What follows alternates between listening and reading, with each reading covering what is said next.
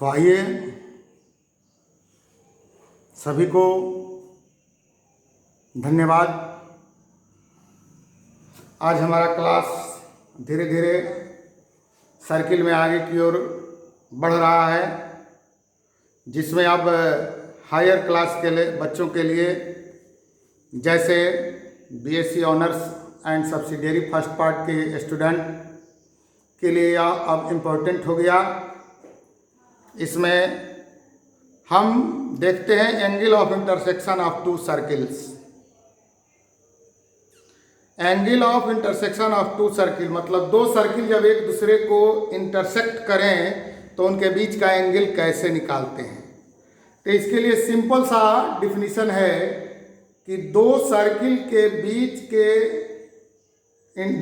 के इंटरसेक्शन पर उनके बीच का एंगल, उस पॉइंट ऑफ इंटरसेक्शन पर जब दोनों सर्किल पर टेंजेंट खींच दिया जाता है तो उन दोनों टेंजेंट के बीच का जो एंगल होगा वही angle of intersection of two circles कहलाता है।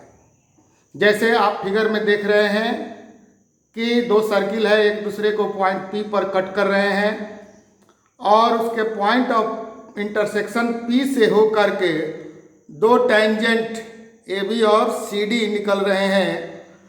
तो उस टेंजेंट के बीच का जो हमारा एंगल है, एंगल APC या एंगल CPB, ये दोनों जो एंगल होगा वो दोनों एंगल में से कोई किसी एक को angle of intersection of two circle कह सकते हैं। जैसे कि ये है हमारा APC या CPB, तो जो APC होगा वही DPB होगा और जो CPB होगा वही APD होगा, क्योंकि आप जानते हैं कि सम्मुख कोण बराबर होते हैं। तो उसके हिसाब से हम ये एंगल APC निकाल लें या CPB निकाल लें, कोई एक निकाल लेंगे तो हमारा जो वर्क है पूरा हो जाएगा। अब इस कड़ी में हम पहला क्वेश्चन दे रहे हैं कि find the angle of intersection of two circles. तो मान लेते हैं कि दो सर्किल्स हैं, कौन कौन, x square plus Y square plus 2g1x plus 2f1y plus c1 equal to 0 and x square plus Y square plus 2g2x plus 2f2y plus c2 equal to 0। जो दोनों सर्किल एक दूसरे को पॉइंट P पर intersect करते हैं और उस पॉइंट P से गुजरने वाला जो टेंजेंट है वह AB और CD है। तो अब इसमें हम आगे बढ़ते हुए देखते हैं कि मान लेते हैं कि angle CPB, let angle CPB equal to theta. हम लोग CPB एंगल थीटा मान लेते हैं, CPB एंगल को थीटा मान लेते हैं। और दो सर्किल है तो दोनों सर्किल का सेंटर होगा and LM be the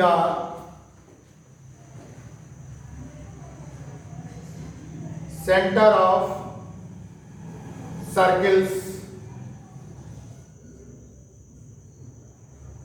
respectively. मान लेते हैं कि सेंटर का सर्किल जो है L और M है। अब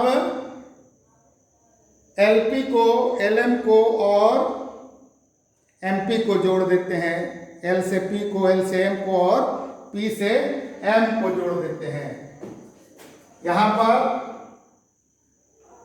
हम L से M को जोड़ दिए, फिर L से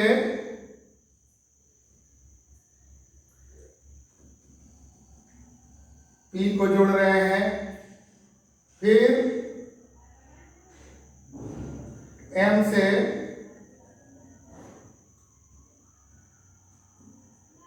P को जोड़ रहे हैं। तो आपने देखा कि हम L से P को, L से M को और M से P को जोड़ दिए। Join LM MP and LP. Now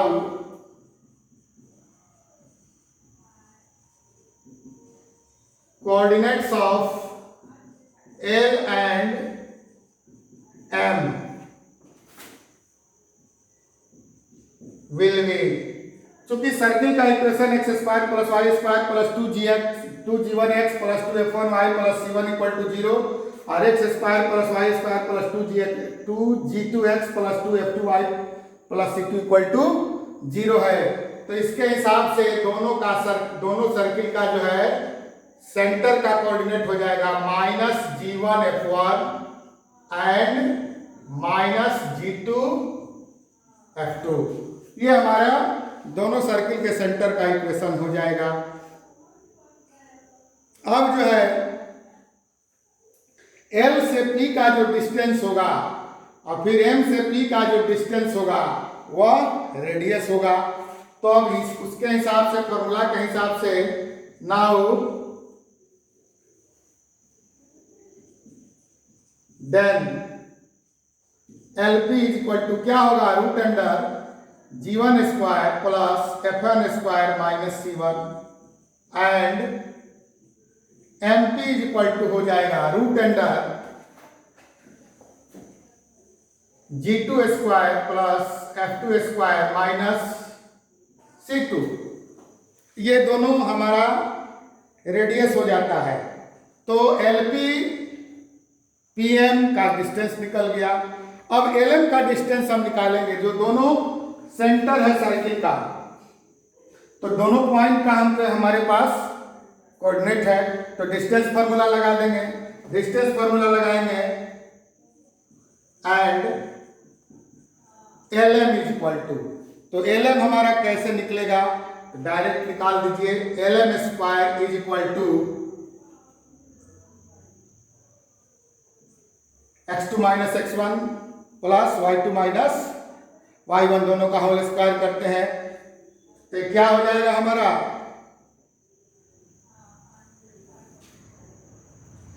minus, सीधे हो जाएगा minus g1 square, g1 minus g2 का whole square plus minus f1 minus f2 का होल स्क्वायर। ठीक है,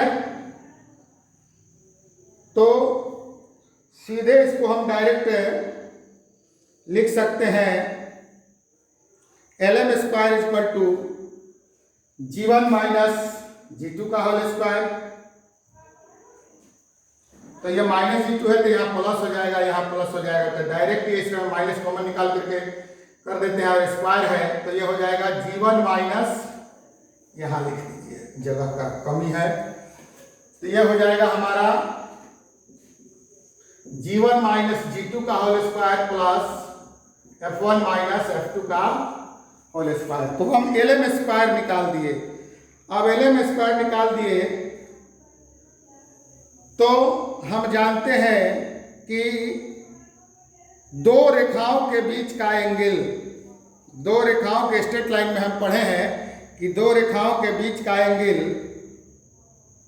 उन पर डाले गए अभिलंब, डाले गए नॉर्मल्स के बीच के एंगल के बराबर होता है।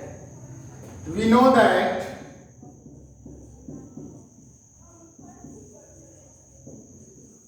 The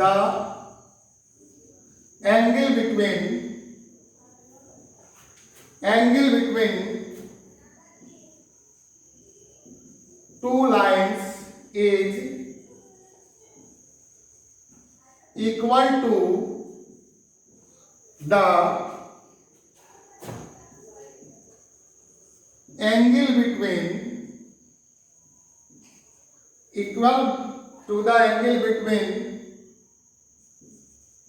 the normals. हम यह जानते हैं angle between their normals. Angle between their normals. हम जानते हैं कि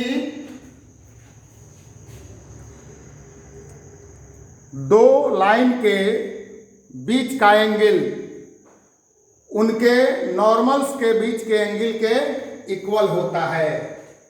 तो इस तरीके से हमारा जो है एलपी परपेंडिकुलर है पीबी पर, एलपी परपेंडिकुलर है पीबी पर। Here LP perpendicular to PB and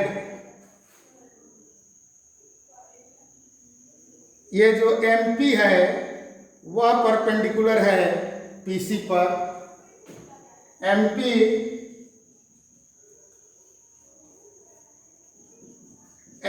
perpendicular to PC.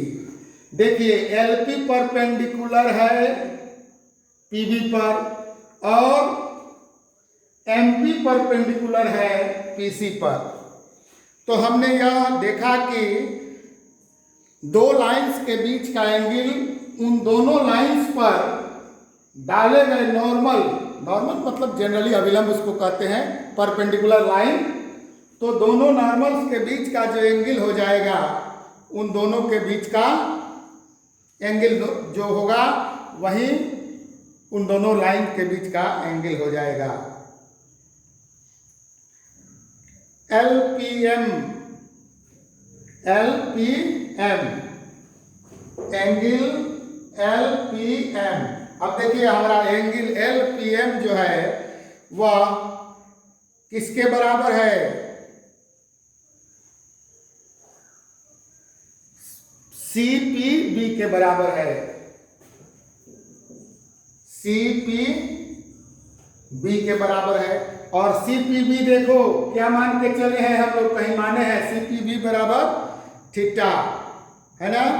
CPB बराबर थीटा या पाई माइनस थीटा। अगर ये परपेंडिकुलर है तो एक एंगल थीटा मान लेते हैं तो दूसरा पाई माइनस थीटा हो जाएगा। तो हम लोग थीटा वाला मान करके चलेंगे या पाई माइनस थीटा लेकर के चलेंगे। तब उसके अनुसार हम लोग जानते हैं कि we know that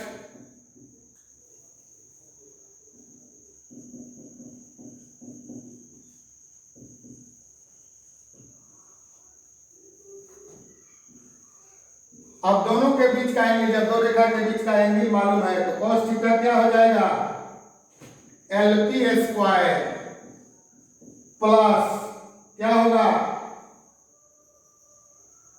MP square, LP square plus MP square minus LM square by 2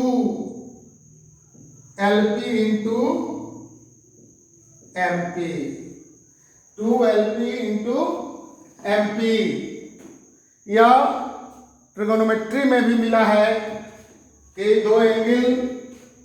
दो लाइन के बीच का एंगल निकालना है तो cos थीटा कैसे निकालते हैं जब ट्रायंगल है हमारे पास। तो प्रॉपर्टीज ऑफ ट्रायंगल में हम जाते हैं तो वहाँ पर ट्रिगोनोमेट्री में प्रॉपर्टीज ऑफ ट्रायंगल में ये फॉर्मूला मिलेगा, ठीक है। तो अब उसके हिसाब से हम सब का मान रख देंगे। क्या मान रखेंगे? LP का वैल्यू क्या निकला है हमारा? तो LP स्क्वायर है तो यह हो जाएगा G1 square plus F1 square minus C1 in plus इसका क्या हो गया? G2 square plus F2 square minus C2। और LM देखिए कहीं निकला है हमारा, LM का दूरी क्या निकला है? LM का दूरी निकला है माइनस करना है, तो क्या आ रहा है हमारा G1 माइनस G2 का whole square, G1 minus G2 का whole square plus F1 minus F2 का होल स्क्वायर बाई, अब क्या आएगा सबका बटा में 2LM into 2LP into MP, तो 2 इंटू LP का वैल्यू है root under G1 square plus F1 square minus C1 into root under G2 square plus F2 square minus C2। अब हम cos थीटा का वैल्यू ले लिए। अब इसके हिसाब से जब हम इसको आगे बढ़ा रहे हैं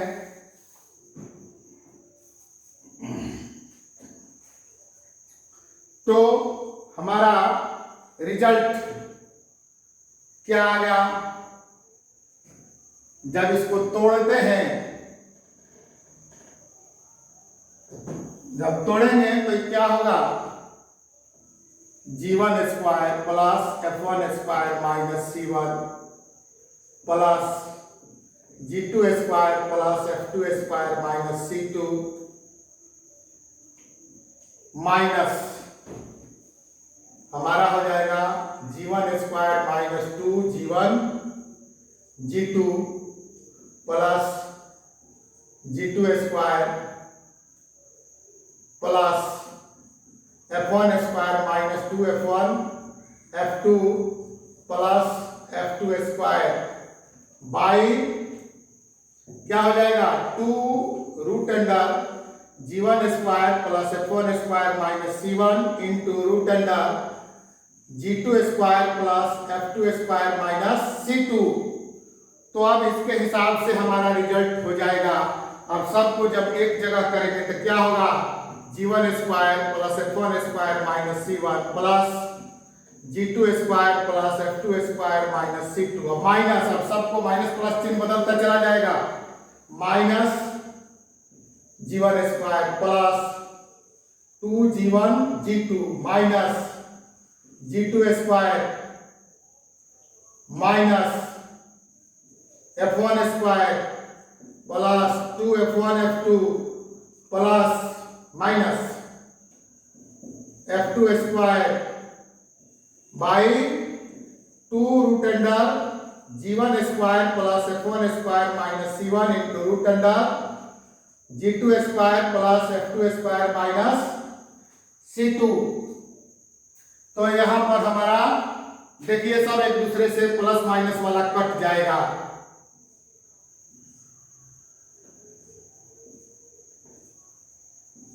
तो हमारा रिजल्ट बच गया क्या कि cos theta equal to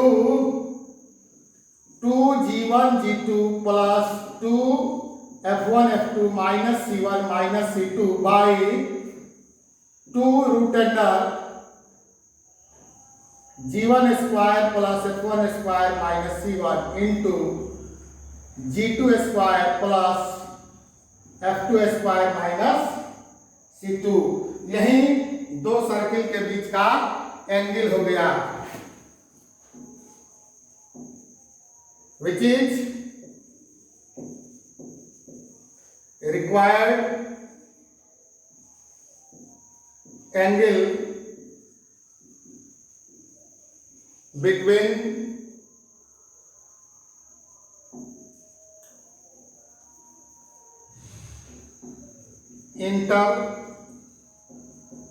intersection of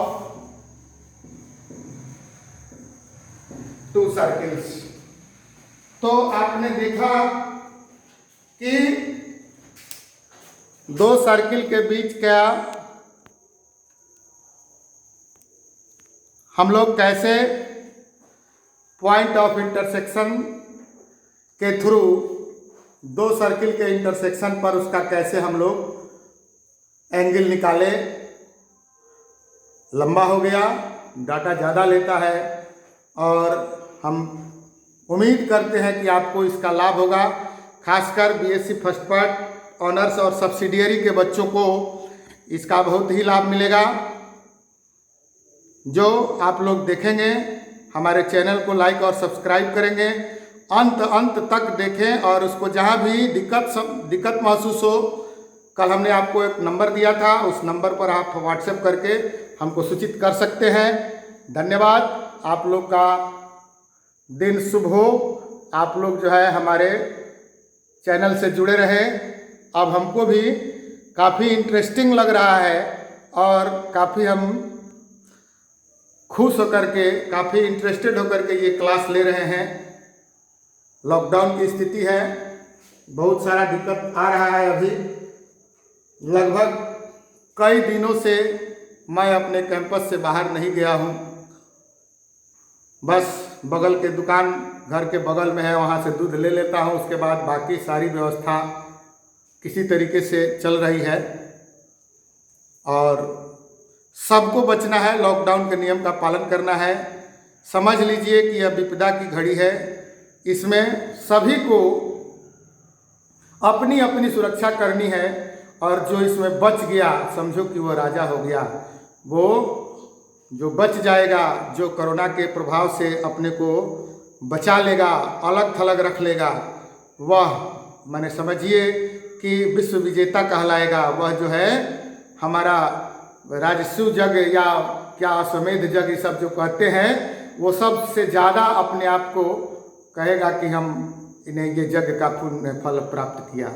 इसलिए भाइयों छात्रों, आप सबों से निवेदन है कि लॉकडाउन में रहे, लॉकडाउन के नियमों का पालन करें और अपना स्टडी बरकरार रखें। स्टडी को लॉक नहीं करें, स्टडी लॉक नहीं होगा। आप घर में रह करके हमारे चैनल पर सब्सक्राइब करें, लाइक करें, बेल आइकन को दबाएं। रोज का अपडेट्स आपको मिलता रहेगा। धन्यवाद।